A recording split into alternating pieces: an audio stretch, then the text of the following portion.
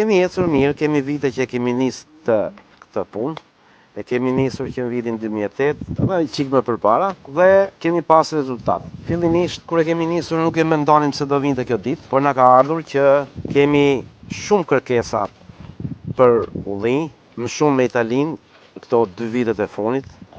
Nuk e di se na ka ardhur kjo kërkesë për Italinë. Sigurisht nga qeveria ka ardhur se ka që e shohim e kuptojmë. Dhe jemi drejt lidhjes një kontrate me një firmë fuqishme italiane, të cilën akoma nuk e njohim mirë se jemi negociatat e para. Ju shkruan ata? Jo, para 3 ditë që ishte këtu. Dhe unë nuk e quajta, kush e di, po djali ma solli në Italia dhe ishte shumë i interesuar. Shpresojmë ta fitojmë këtë kontratë.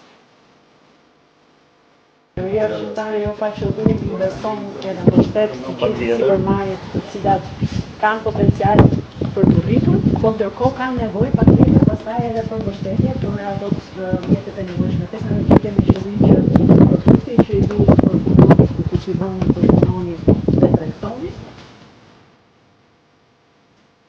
Me sa fermerë ke kontratë? Unë kam 20 fermerë.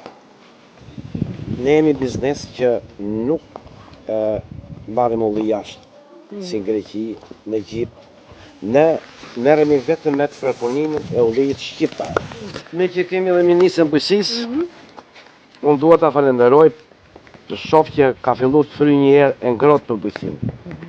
Këto nuk e them se është ministri, por e them sepse po shoh shumë fermerë që afrohen te mua dhe më kërkojnë autofaturë.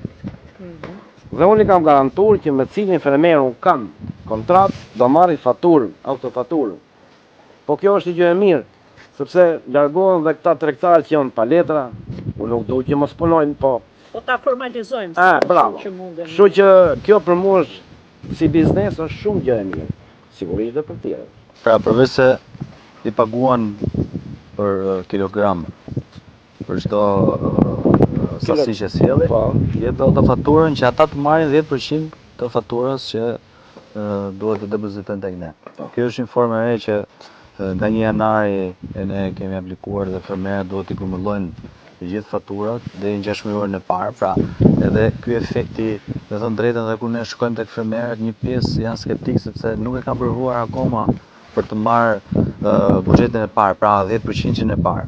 Dhe disa nuk e besojnë, disa thonë nuk e marrin, por ne duhet t'i orientojmë fermerët që të marrin autofaturën, sepse në 6 muajin e parë do ta kuptojnë që vërtet këto para janë për ta.